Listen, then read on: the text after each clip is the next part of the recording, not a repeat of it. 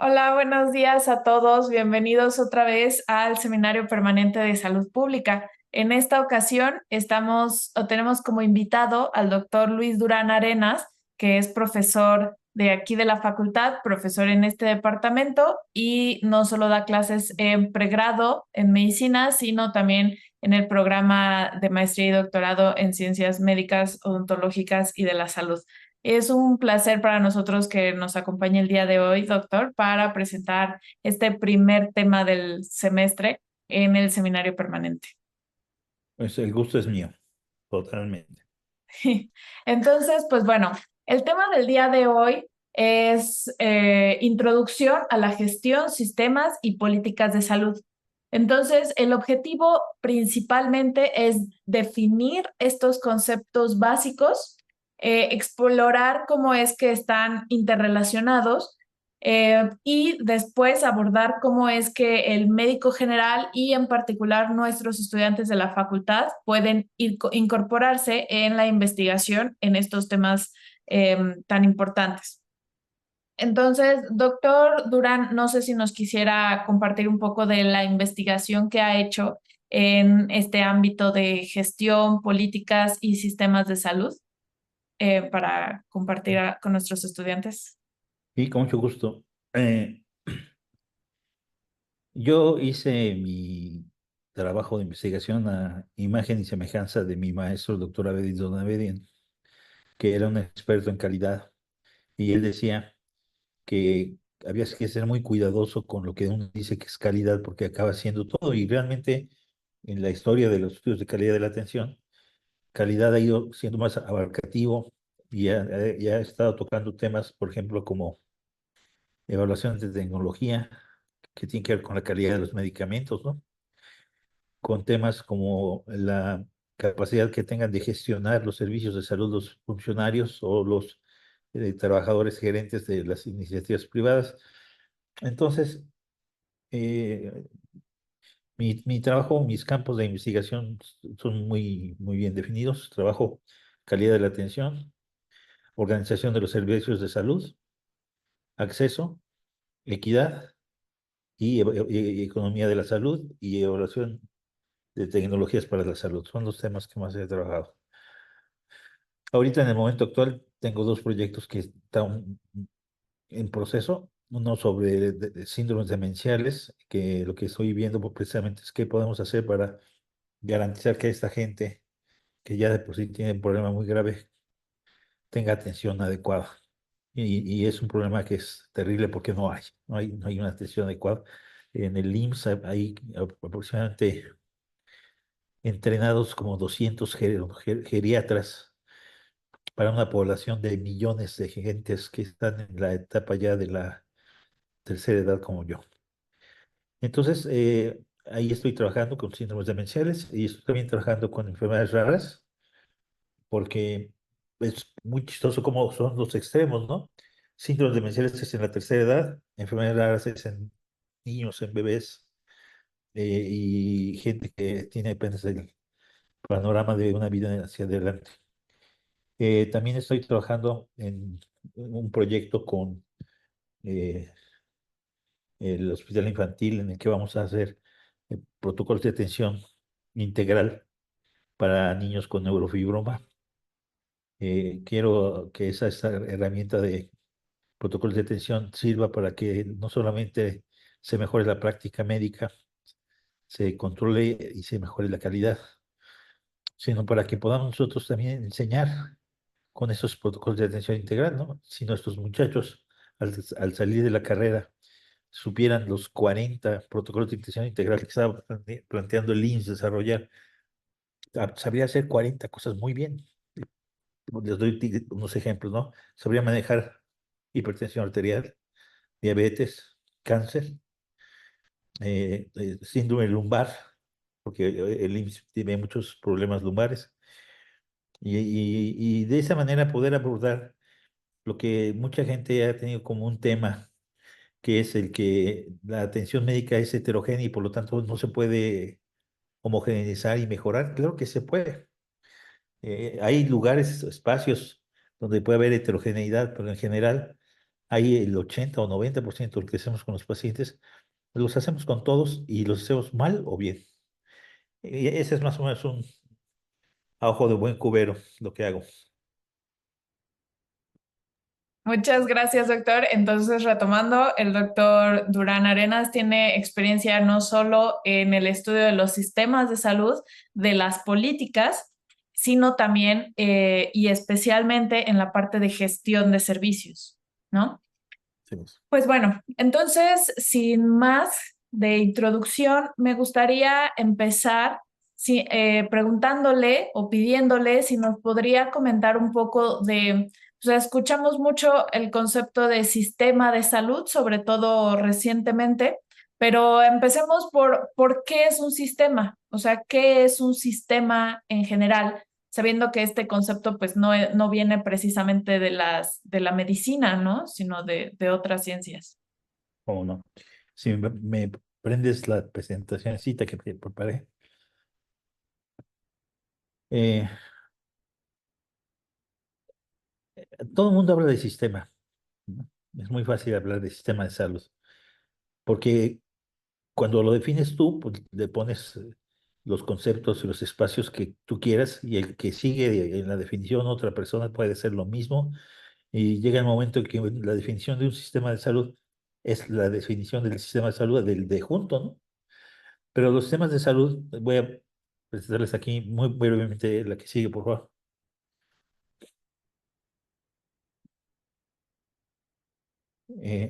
Son básicamente, en general, los sistemas son una combinación reconocida y delimitada de elementos dinámicos que al conjuntarse y ser interdependientes, uno afecta al otro, se conjugan sus esfuerzos entre sí, se potencian y actúan de modo que crean un proceso que te lleva bajo ciertas leyes a producir un determinado efecto. Entonces, un sistema no tiene sentido si no hay una meta que tú quieras lograr. ¿Ok? Entonces, aquí el ejemplo es un sistema de agua, ¿no? De captación de agua. Eh, pero por su propia definición, von Bertalanffy decía, bueno, eso no es tan solo lo que es el sistema. El sistema es más allá de la suma de sus partes. No son solo los elementos, sino la forma en que interactúan y al interactuar generan las características de ese sistema. La que sigue, por favor. Entonces, ¿cuáles son los elementos articulados en un sistema? Pues es muy complejo, ¿no? Aquí les doy, por ejemplo, lo que hice para salud, ¿no? En el sistema de salud tenemos que ver con el ser humano. Tenemos que ver con la organización social de los seres humanos, con aspectos físicos de los seres humanos, con con aspectos biológicos, psicológicos, sociológicos, inclusive simbólicos, ¿no? Por ejemplo, cuando yo tenía como 40 años, inauguraron el primer hospital híbrido mexicano, que era híbrido porque había chamanes y había médicos en el mismo hospital en Chiapas. Y cuando llegabas al hospital, los chamanes estaban en un lado, los médicos en otro y no se hablaban. Entonces no era un sistema de salud. Eran dos elementos que estaban coincidiendo en tiempo y en lugar, pero no se integraban. Con todas las dificultades que sea enfrentando lo que es la medicina alopática y la medicina tradicional, no había ningún esfuerzo por enfrentarlos, ¿no? Entonces, estos elementos no solamente hay que mantenerlos bien definidos, sino ver la integración y la articulación entre ellos. La que sigue, por favor.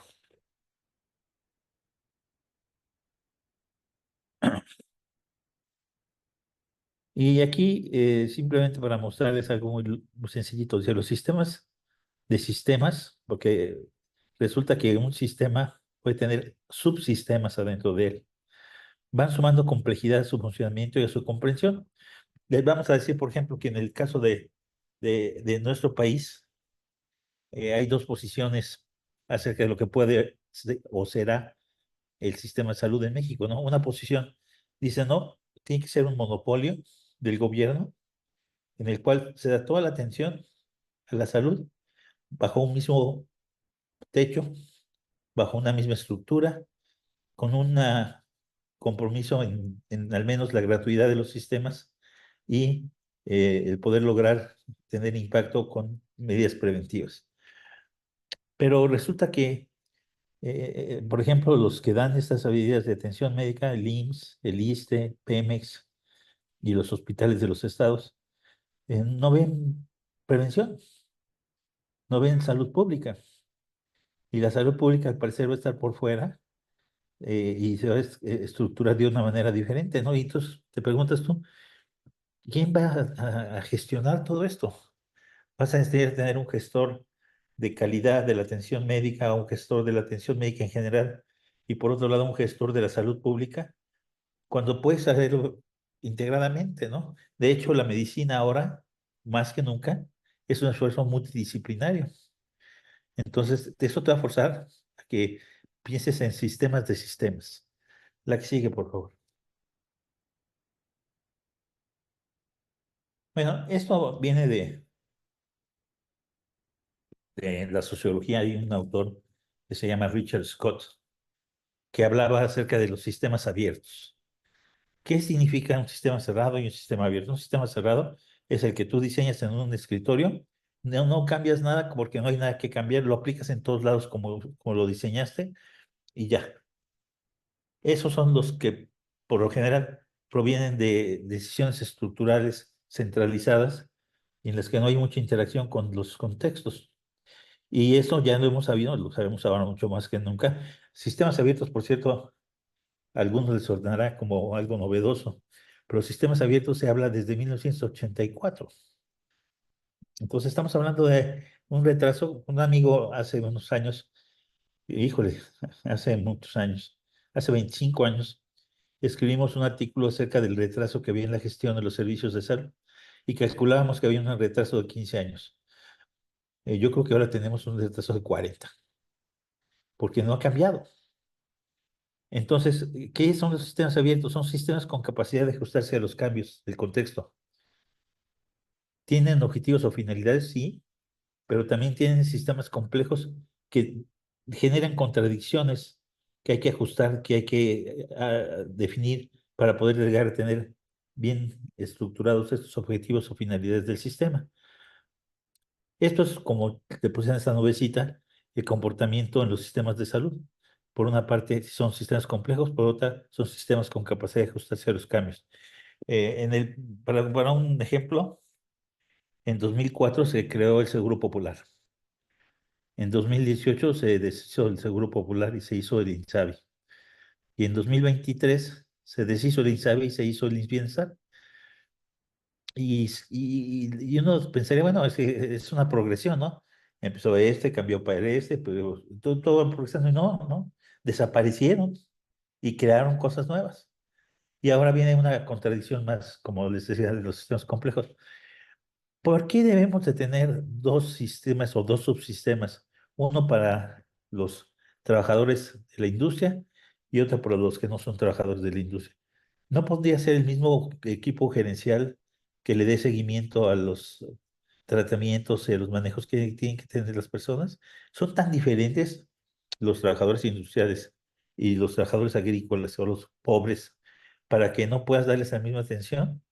Y yo creo que ahí hay un nivel de desperdicio muy grande, porque tienes dos jefes de planeación, dos jefes de prevención, dos jefes de todo lo que te puede ocurrir en el bienestar y en el IMSS ordinario. Entonces, esto te viene a señalar claramente que estamos hablando de sistemas abiertos que necesitan ser ajustados. La que sigue, por favor.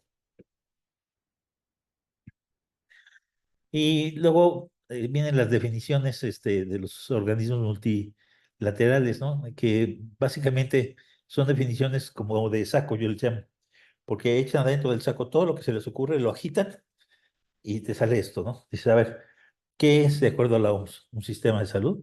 Se abarca cualquier actividad, cualquiera, que esté encaminada en promover, restablecer o mantener la salud. Por lo tanto, se encuentran en el nivel de la organización social. Es una actividad, no una actividad, es una consecuencia de la respuesta social organizada a los problemas de salud. Entonces tiene elementos de estructura económica y política de la sociedad. También responde a problemas y necesidades de salud de enfermedad que son de una complejidad muy grande, porque la historia natural de la enfermedad, que debe ser nuestro centro, con Level y Clark ahí en la cabeza de la marcha,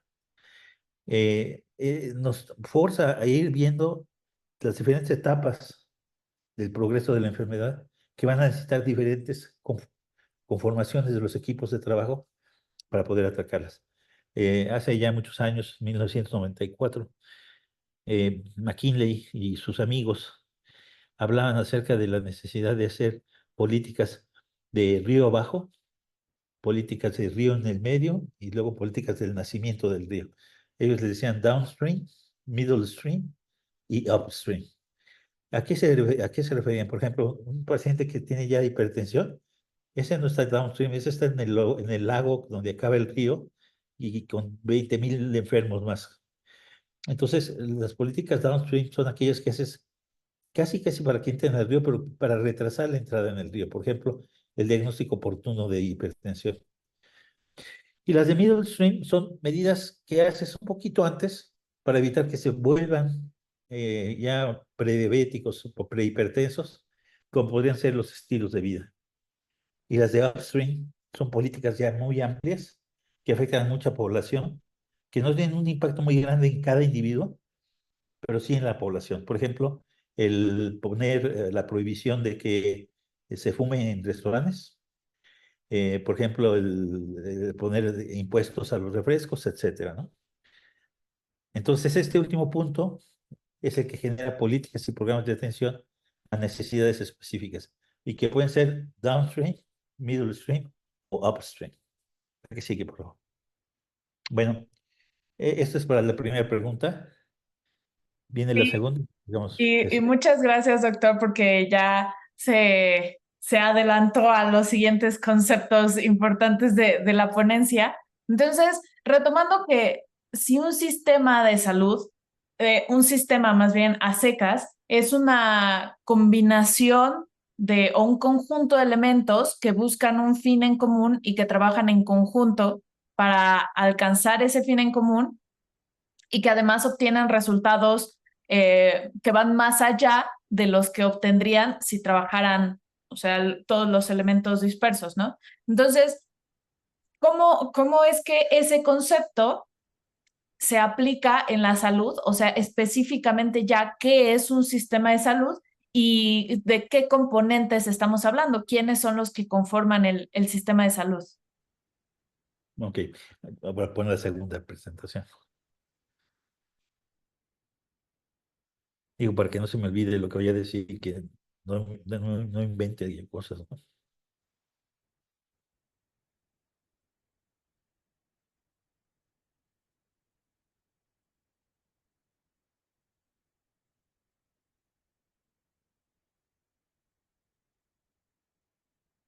Si te das uno para atrás. Ah, sí. Ahí. Bien. Bueno, para contestar lo que nos preguntas, tenemos que regresarnos a considerar los sistemas de salud y su entorno. O sea, los sistemas de salud son tan variados como los países que hay en el mundo. ¿Por qué? Porque la misión de los sistemas de salud, que es la que define las características del sistema, lo es, ¿no? Por ejemplo, si le preguntan a la doctora Claudia Sheinbaum cuál es la misión de los sistemas de salud, les va a decir algo que se va a acercar al siguiente, ¿no? Recuperar la salud y mantener la salud de los trabajadores para que podamos tener igualdad y democracia. Esa es la misión de los sistemas de salud para ella. Para otras personas que buscan, por ejemplo, un sistema de salud con base en el mercado, lo que buscan es algo en el cual haya una interacción entre la demanda y la oferta de servicios y que esa de interacción sea la que defina las características que van a tener los sistemas de salud, ¿no? Entonces, por ejemplo, el Seguro Popular, cuando empezó, era una iniciativa para dar presupuesto a un sistema de salud que iba a ser público-privado. No funcionó así, pasaron muchas cosas, muchos detalles que hay que evaluar, porque tampoco fue un gran éxito, pero tampoco fue una terrible derrota. Entonces, esto hace que de esa misión, dependiendo de tu orientación, si eres individualista, o si eres colectivista. Si eres colectivista vas a pensar en un monopolio del Estado, si eres individualista vas a pensar en un mercado. De ahí se derivan los objetivos de los sistemas de salud. Vamos a verlos ahorita a continuación. Y de esos objetivos, los servicios de salud son producidos por empresas. Vamos a platicar por qué. Y vamos a decir qué producen los servicios de salud. Aquí, la que sigue, por favor. Bien, entonces vamos a retomar esto. ¿Cuál es la misión de los sistemas de salud? En general, es alcanzar los mayores niveles de salud que la ciencia y tecnología hacen posible. A eso se le llama una definición absoluta de la salud y también de la calidad. ¿Por qué? Porque le das todo lo que puedas, todo lo que haya en la farmacia, toda la tecnología que tengas. Y en la realidad no podemos. No tenemos los presupuestos ni los recursos para poder darle absolutamente todo lo que se dé. Y aparte hay mucha tecnología que no se ha evaluado, ¿no? Hace como 20 años se estimaba que el 40% de la tecnología que se usaba en medicina no era evaluada. O sea, no sabemos si funcionaba o no. Y ahorita con la pandemia de hace 3 años nos dimos cuenta que estábamos terribles, ¿no? ¿Qué hacemos con ese virus? No teníamos un tratamiento adecuado. Y gracias a Dios se desarrolló la vacuna con velocidad suficiente para lograr el efecto de parar la pandemia. Bien, para otras personas, la misión de los sistemas de salud podría ser reducir al mínimo las desigualdades en los niveles de salud que persisten en los diferentes grupos sociales y regiones geográficas del país, de tal forma que solo ocurran aquellas debidas a la distribución de atributos biológicos. O sea, esta es una visión de lo que es la misión más social, ¿no? Y por lo tanto, aquí lo que se permite es que haya variabilidad biológica, nada más. ¿Hay desigualdad biológica? Sí. ¿Por qué? Porque no es consecuencia de una desigualdad social, pero todo lo demás que sí es consecuencia de desigualdad social no debe de existir. No debe haber problemas de cobertura, de acceso y de calidad. Otro más podría ser acordarse que tratamos con pacientes y con personas. Y el tercer punto habla precisamente de eso en la misión, lograr la satisfacción del usuario respetando su autonomía y sus valores. Y esto es muy importante, sobre todo con enfermedades crónicas. Hay un estudio muy importante de Barbara Staffield que hizo con enfermeras y les preguntaba a las enfermeras, a ver, tienen dos opciones. Era un estudio de roles. Una primera opción es que les detectan cáncer de la garganta, se lo quitan, les ponen un aparatito aquí que hace que tengan voz así como de pito, así más o menos cuando yo que tengo alergias, o que les irradiemos que sigan con su voz normal, pero sobrevivan nada más 2 años. ¿Qué escogen? ¿Qué creen que escogieron? Habla, Ale, tú que vas a contestar. ¿Tú qué crees que escogieron las enfermeras? ¿5 años con voz de pito o 2 años de morir? 2 años.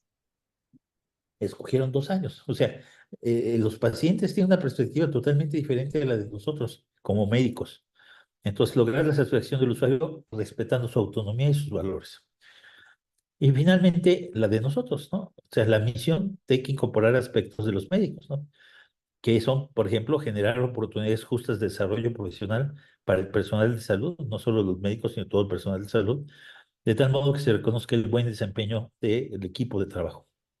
Entonces, eso es más detallado que la misión que presentamos ahorita primero, pero les dice tres cosas. Hay un efecto general, alcanzar los mayores niveles de salud. Hay un efecto social de disminuir las desigualdades, hay un efecto del paciente, que es su satisfacción, y hay un efecto de los profesionales de la salud, que es generar una práctica adecuada y profesional para ellos mismos. La que sigue.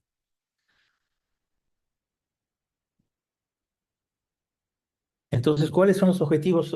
O sea, aquí es como una adivinanza de estas de mi abuelita que decía, agua de mi corazón, ¿no? ¿Cómo decía?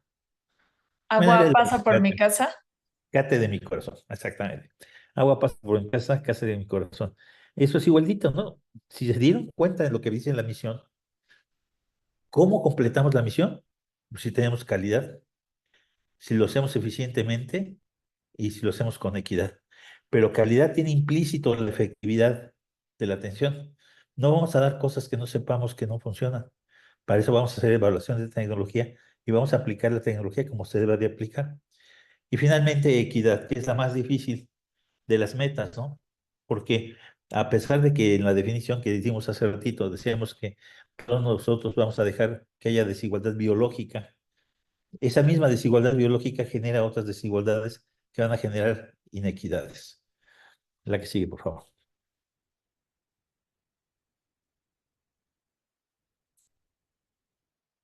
Creo que ahí ya nos toca la siguiente pregunta, ¿no, doctor? Adelante, sí, Sí. sí. Bueno, te diste cuenta, si no, ya empiezo a hablar de otras cosas. Sí, pero entonces, si ya pasamos por revisar qué son los sistemas en generales y qué son los sistemas de salud y que tienen estos objetivos de calidad, eficiencia y equidad, entonces, ¿cómo es que evaluamos los sistemas de salud? O sea, cuando alguien dice que su línea de investigación está enfocada a evaluar los sistemas de salud, ¿qué es lo que hacen? Ujú. Bueno, aquí no necesito una presentación para decir que hay un autor que se llama Oliver, que en 2005 hizo un trabajo muy bueno sobre políticas de salud pública, y él señala la principal forma de evaluar. Hay en policies, perdón, hay en Estados Unidos policy y politics. En México decimos lo mismo, política y política. Y eso nos crea una pequeña complejidad, porque tienes que andar definiendo mucho más extensamente políticas técnicas y políticas de intereses de grupo para que pues la gente pueda entender que si vas a evaluar una política, tienes que evaluar la parte técnica, la parte de los programas, la parte de los procesos y por otro lado tienes que evaluar la parte del manejo de los grupos de interés, de venderle la idea a la gente, de poner en la agenda de la salud pública tu problema para que haya apoyo político. Si no tienes las dos, no puedes evaluar. Tienes que tener las dos porque una alimenta a la otra. En general, así podría decirte. De acuerdo. Entonces, ahí precisamente ya entramos en el concepto de políticas de salud. O sea, dentro de un sistema de salud, ¿cómo es que encajan las políticas de salud o qué son las políticas de salud? Muy bien, está divertido. No sé si la presentación tenga eso parte, sino es que le puse algunos de los temas, pero no todos. Sí, creo que ese no. Bueno, entonces vamos a ver. Eh, ¿Qué tal si me das otra vez la pregunta? Sí, que estábamos, o sea, ya habiendo repasado entonces el concepto de sistema de salud, que es un conjunto de elementos que trabajan en conjunto para alcanzar el mejor estado de salud posible para la población y que entonces tiene los objetivos de calidad, de eficiencia y de equidad. Entonces, ¿cómo es que ahí encajan las políticas de salud? O sea, ¿qué son y cómo es que se relacionan con el sistema? Ok, aquí extendiendo lo que acabamos de decir de la parte policy y la parte de politics, las políticas de salud son la forma en que se articulan los esfuerzos de una organización para cumplir con sus metas. Entonces, si tienes metas de calidad, de equidad y eficiencia, ¿cómo articulas programas que van a estar dirigidos a estas tres metas? Por lo general, la gente no lo hace en forma integral. ¿A qué me refiero con eso? No hay una política general de salud, sino hay una política para SIDA, hay una política para ah, cáncer, hay una política para nutrición, pero no hay una política de políticas, una política general que englobe a todas ellas y les dé sentido. Eso es una de las grandes problemáticas que hay en términos de políticas. Ahora, el siguiente punto de las políticas es que encuentras que la gente casi siempre evalúa las políticas con medidas downstream, porque son las más individuales, las más fáciles de ver, pero realmente las políticas tienen que hacerlas con todo, ¿no? Desde lo de salud pública general que hablábamos de los impuestos por refresco, hasta lo del medio que decía que les enseñes el plato de buen comer a las gentes, y entre ellos está no tomar refrescos, y medidas ya de estilos de vida que puedan tener un efecto sobre la vida de las personas. Entonces, las políticas en general se están volviendo como una especie de palabra clave que si tú estás trabajando bien en tu campo, tienes que tener una política de salud materna, pero si no, no importa. O sea, entonces, ¿cómo que no importa?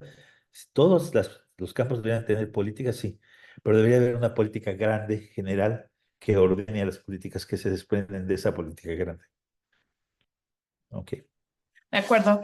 Muchas gracias, doctor. Sí, entonces ya pasamos por el sistema de salud y cómo este es el conjunto de todos los elementos que buscan el obtener el mayor nivel de salud para la población, ¿no? Entonces, las políticas de salud serían estos procesos, o sea, esta serie de acciones que se planean o se diseñan para poder alcanzar los objetivos de este sistema de salud, o sea, tener calidad, tener eficiencia y equidad, ¿no? Y Así. entonces ya entramos al campo del siguiente, del tercer y último concepto que queríamos tocar en esta sesión, que es el de gestión. Ujú. Entonces, para que un sistema pueda desarrollar estas políticas de salud, o sea, implementar de manera adecuada estas políticas de salud y finalmente alcanzar los objetivos propuestos, pues se necesita todo un aparato gerencial, como nos había comentado, ¿no, doctor? Así Entonces es. ya le cedo la palabra y aquí está la diapositiva. Ok. Bueno, aquí antes de entrarle a las diapositivas, Ah, ok. hay que pensar que tenemos que hacer un ejercicio de congruencia. Es igualito que cuando haces un protocolo de investigación, tiene que haber congruencia entre el título de tu protocolo, la pregunta de investigación, la metodología que vas a utilizar para poder responder esa pregunta. Ujú, Si no hay congruencia, aquí sí que algo está mal. Entonces, aquí en el sistema de salud debería haber congruencia entre lo que es la definición de las metas del sistema, las políticas que se hacen para conseguir las metas del sistema y finalmente la gestión de ese sistema, ¿no? Porque no tienes idea cuántas veces he visto políticas que han recibido inclusive premios. Hay ahorita a ver si me acuerdo de cuál se trata, pero era una política que presentaron ante la OMS, se dieron un premio y nunca se implementó en México, pero era premiada. Entonces fue un ejercicio de escritorio que nunca salió del escritorio. Entonces esa integración entre la misión, las metas y las políticas y la gestión es algo que ha fallado muchísimo en nuestro país. Entonces ahora sí, a ver, vamos a pasar a la presentación.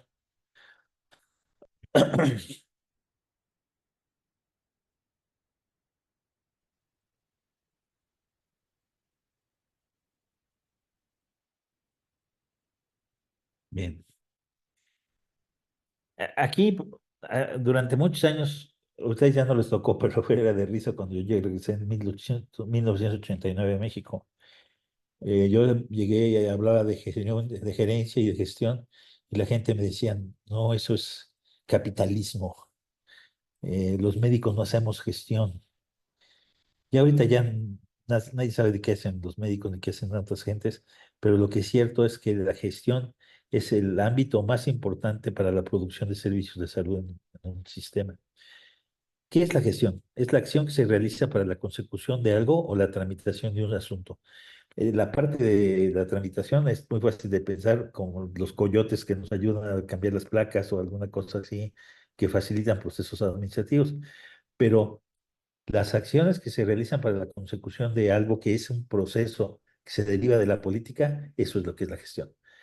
Hay también otra definición que es, ok, el que gestiona tiene que poner los medios para que se cumplan los procesos para lograr los objetivos del sistema. Gestionar también significa ocuparse de. Entonces, la gestión es una forma de relación-acción. en la que la persona que ejerce esa gestión tiene la obligación de darle recursos a los que trabajan para él para poder satisfacer las necesidades de quienes están del otro lado, que por lo general son pacientes. Aquí sigue, por favor.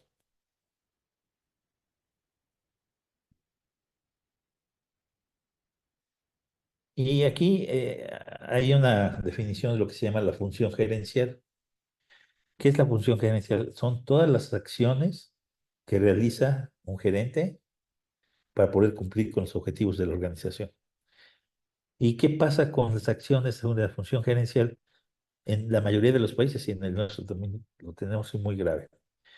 Es por lo general un trabajo bajo incertidumbre. Una parte de la incertidumbre es biológica, no podemos hacer mucho contra ellos. Llegó la pandemia y nos dio en la torre, ¿no?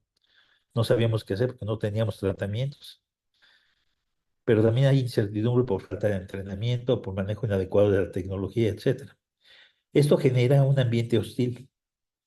Los sistemas de salud, por lo general, se enmarcan en un ambiente de hostilidad. ¿Por qué? Porque la tecnología no es muy cierta y la gente tiene una cosa que se llama eh, falla del mercado, que es que tú tienes menos información que tu médico. Ahora ya está cambiando, ¿no? Con la internet y con las redes sociales está cambiando totalmente, ¿no? Pero antes el médico estaba en un pedestal. Llegaba el paciente, se arrodillaba, le ponía una ofrenda y le decía, sálvame que no sé qué tengo. Luego pasó el tiempo, 50, 60, 100, 200 años, y de repente el paciente llegaba y le dice, oiga, yo necesito que me atienda, pero yo sé que me duele aquí, que seguro son los riñones, no tengo evidencia, pero yo quiero que me dé mi medicina para los riñones, ¿no? Y ahora en el momento actual alguien llega y dice, no sé, aquí en mi app dice que soy hipertenso. Yo ya me hice todas las pruebas, estoy hipertenso. Y dice que hay que darle algún tipo de medicamento, como podría ser los sartán, y entonces vengo que me lo firme y que me lo dé. La relación médico-paciente ha ido cambiando por ese ambiente hostil que la tecnología le ha dado al momento actual con las redes sociales.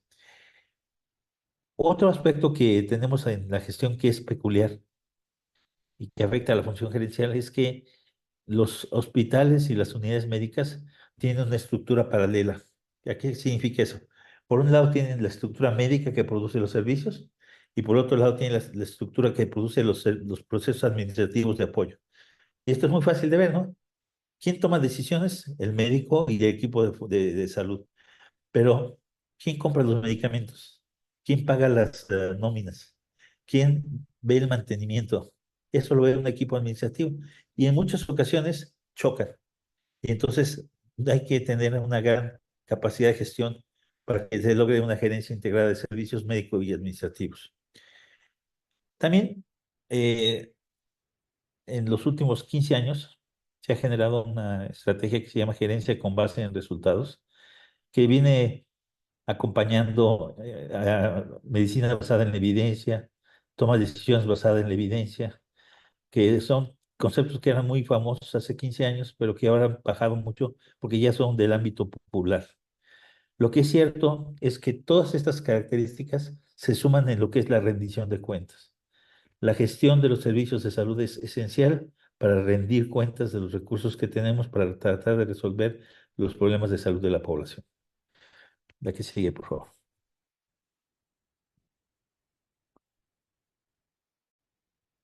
Y No, justo en este punto también, doctor, quería preguntarle si, o sea, tomando en cuenta que entonces todo este trabajo de coordinación, de poner los medios, pues de hacer que la gente, las cosas vayan funcionando como deben de funcionar, para obtener estos resultados y considerando que actualmente vivimos en un mundo de incertidumbre, pero además no de incertidumbre, sino que las situaciones actuales como todos los desastres que hemos experimentado, todas estas situaciones de guerra que ya casi parecían de tiempos pasados, la pandemia, etcétera, que además nos hace lidiar no solo con incertidumbre, sino con la necesidad de toma de decisiones rápidas, ¿no?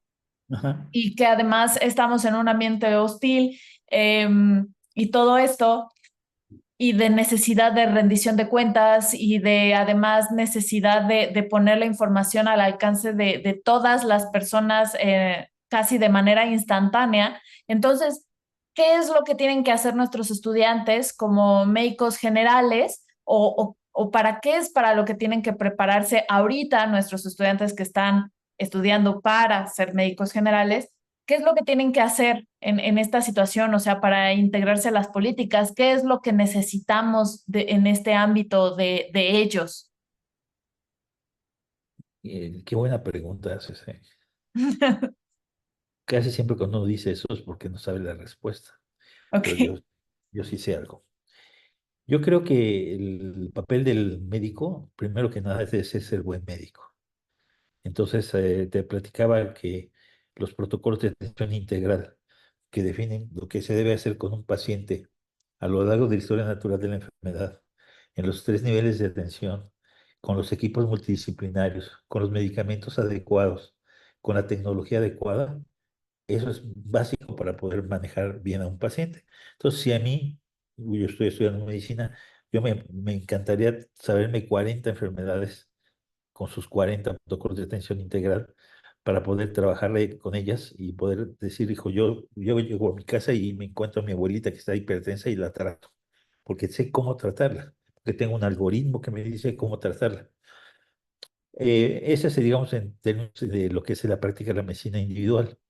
Pero por otra parte, es importante que desde temprano tengan y vean las diferentes oportunidades que hay para poder desarrollar una carrera en medicina, ¿no? Por ejemplo, ahorita nosotros tenemos, tú participas de ello, la maestría en salud pública, en la que si ustedes estando en medicina pueden, a partir del tercer año, me parece, incorporarse a la maestría en salud pública, y esa maestría en salud pública les abre un panorama más amplio de cómo podrían llegar a aplicar algunas partes de eso que estamos hablando. La segunda parte, nosotros creemos que tiene que haber una maestría, y de hecho existe la maestría en gestión y políticas de salud, que les da herramientas para poder trabajar en estos campos, ¿no? Yo calculo, bueno, ahorita quién sabe cuántos corrieron, pero que había como 3,000 plazas de gente que podría ser beneficiada por una maestría así, para poder hacer gestión y políticas de buena calidad.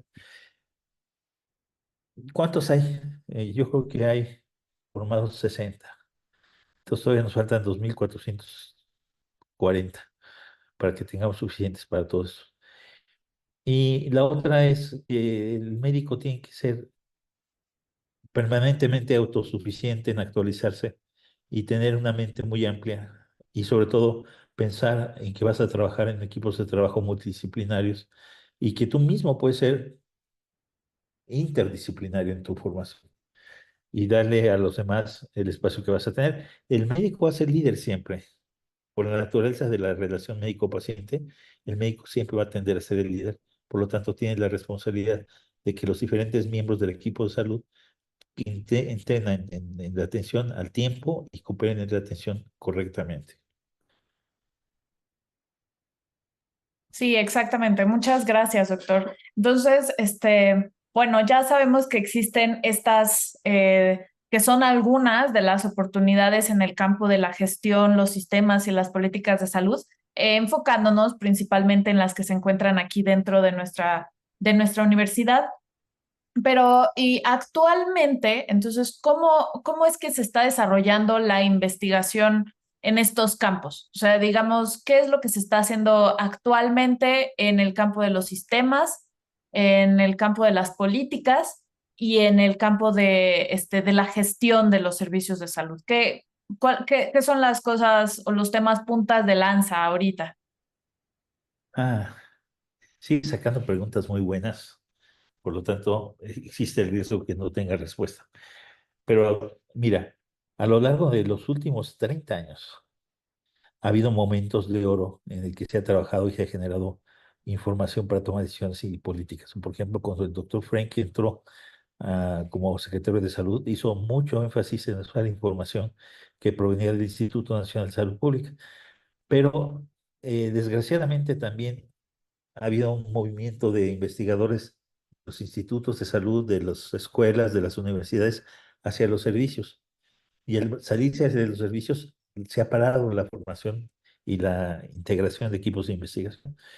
Ahora, yo creo que existe esa necesidad y no tienes idea de qué poquita investigación hay en gestión de políticas de salud. Y la necesidad es muy grande, ¿no? Entonces, por ejemplo, tú tienes interés en atención materno-infantil, ¿pero en qué? ¿En calidad? ¿Y qué Sí, parte de calidad? exacto, en calidad. ¿No?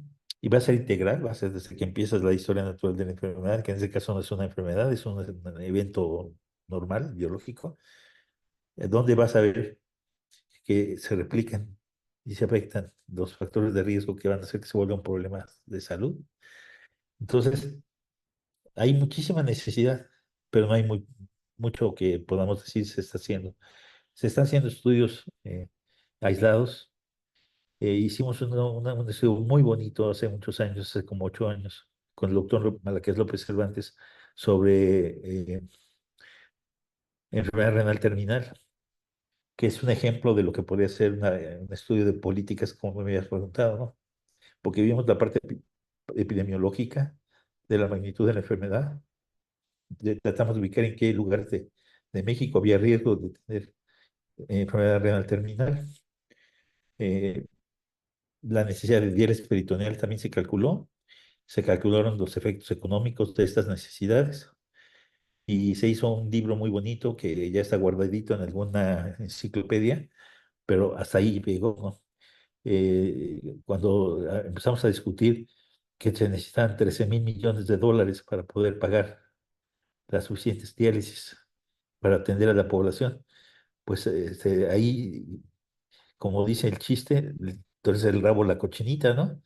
El Seguro Popular no pagaba diálisis, aunque sea una gran necesidad, no la pagaba. Entonces, ¿de dónde vas a sacar?